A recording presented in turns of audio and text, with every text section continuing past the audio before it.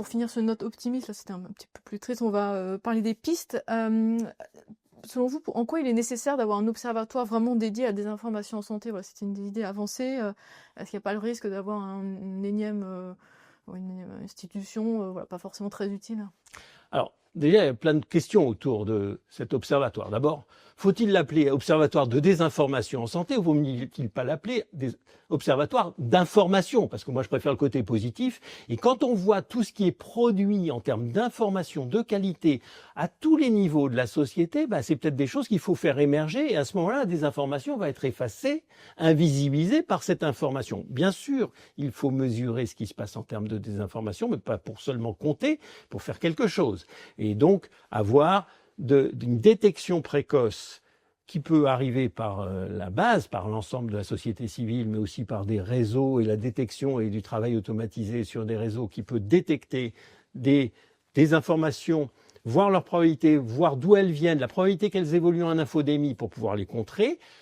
Il faut aussi favoriser les informations qui vont arriver en avance. On sait très bien, on va avoir la vaccination de la grippe et de la Covid. La désinformation, elle va commencer. Elle a déjà commencé, puisqu'on a vu le savant de Marseille qui commence à nous dire que le vaccin Covid donnait le cancer, ce qui est une honte absolue et complètement inexacte, sur la base d'études qui ne tiennent pas la route 2 secondes. Mais cette désinformation, elle est relayée, elle est repartie chez M. Hanouna, et voilà, c'est reparti. On sait que ça va arriver. On a le timing exact, donc il faut préparer le terrain en amont pour contrer ça.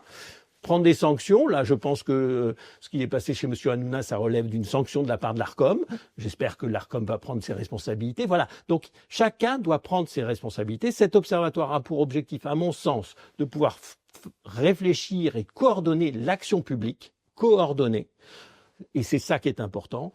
Tous les acteurs agissent chacun dans leur camp, dans leur coin, sans aucune coordination. Il faut coordonner l'ensemble avec favoriser l'émergence d'informations, les mettre plus en avant, les rendre visibles, peut-être une plateforme d'agrégation d'informations, certainement développer une IA qui permette d'avoir une interrogation en langage normal, humain, qui permette de les chercher des informations fiables en santé qui vont chercher sur des sites que l'on connaît, parce qu'actuellement, les gens vont chercher sur ChatGPT. Il n'y a rien de pire, parce que ChatGPT, on ne sait pas où il va chercher. Actuellement, ChatGPT, en fait, un dispositif médical qui ne répond pas à la définition aux règles de dispositif médical dans toute illégalité.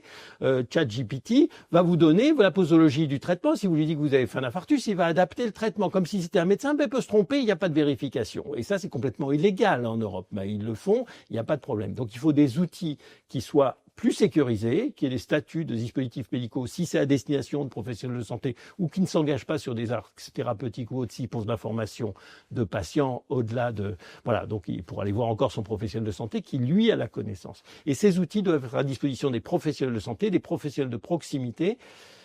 En plus de l'éducation qu'on a besoin de développer, des formations qu'on a besoin de développer, il faut des informations qui soient fiables sur lesquelles ils puissent s'appuyer de manière réactive, parce que la désinformation, il faut être capable de réagir en 12 heures.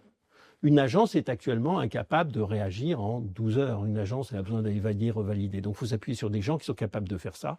Ils sont dans les universités, ils sont dans les sociétés savantes, ils sont au niveau de la société civile. Il faut mettre en avant ces acteurs qui vont nous aider à lutter contre la désinformation en santé. La désinformation en santé, on ne la gagnera que si on se mobilise tous.